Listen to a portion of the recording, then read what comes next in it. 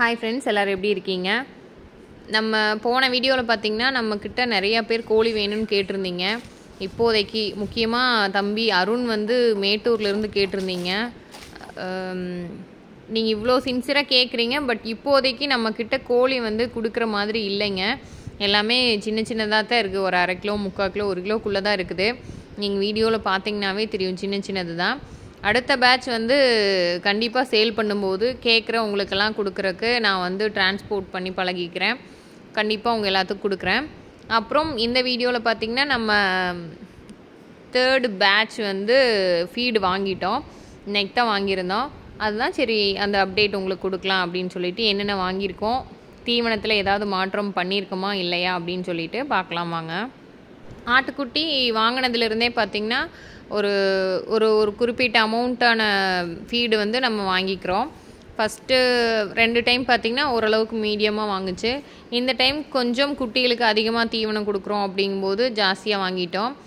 இப்போ வந்து நம்ம 2 நேர தீவிரமாக மாற்றிருக்கோம். அதில் பார்த்திங்கன்னா ஒரு நேரத்துக்கு 12 கிலோ கொடுக்குறோம். அதாவது ஒரு குட்டிக்கு 300 கிராம் வீதம் 12 கிலோ கொடுக்குறோம்.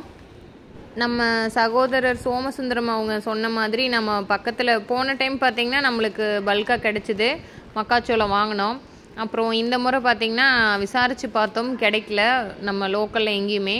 அதனால் நம்ம எப்பவும் எடுக்கிற தீவன கடையிலேயே வந்து எடுத்துட்டோம். அதுக்கப்புறம் மக்காச்சோளத்துக்கு அடுத்தது பருத்திக்கொட்டை, உளுந்தம்போட்டு, அப்புறம் கடலை புண்ணாக்கு, தவிடு வந்து பாலத்தவிடு தான் எடுத்திருக்கோம். கோதுமை தவிடுக்கு பதிலாக நம்ம கோதுமையே கொடுத்துட்ருக்குறோம். இது கூட வந்து கடலை புண்ணாக்கு கூட கொஞ்சமாக தேங்காய் புண்ணாக்கு சேர்க்கலாம் அப்படின்ட்டுருக்குறோம். ஏன்னா நம்ம வந்து நம்மளோட தேங்காய் அரைக்க போகிறோம். அரைச்சோம் அப்படின்னா இது கூட அதையும் சேர்த்திக்கலாம் அப்படின்ட்டுருக்கோம். அப்புறம் இன்னொன்று எக்ஸ்ட்ராவாக என்ன சேர்த்திருக்கோம் அப்படின்னு பார்த்திங்கன்னா இந்த புல்லட் தீவனம்னு நினைக்கிறேன், இது பேர் எனக்கு தெரியல. இந்த கோழியை வந்து பார்க்குறக்கே அவ்வளோ பாவமாக பரிதாபமாக இருக்குது. ஏன்னா அதோட முட்டையெல்லாம் பார்த்திங்கன்னா காக்கா தூக்கிட்டு போயிடுச்சு. அப்புறம் நேற்றுலேருந்து இன்றைக்கி வரைக்கும் அடை தெளியாமல் பாவமாக எங்கள் பின்னாடியே சுற்றிக்கிட்டே இருக்குது. அப்புறம் இந்த அடைச்சி வச்சுருந்த குஞ்சுகளெல்லாம் பார்த்திங்கன்னா இன்றைக்கி வெளியில் நீக்கி விட்டோம். ரொம்ப அடைச்சே வச்சுக்கிட்டோம்னா ஒன்று மாற்றி ஒன்று கொத்திக்கிட்டே இருக்குது.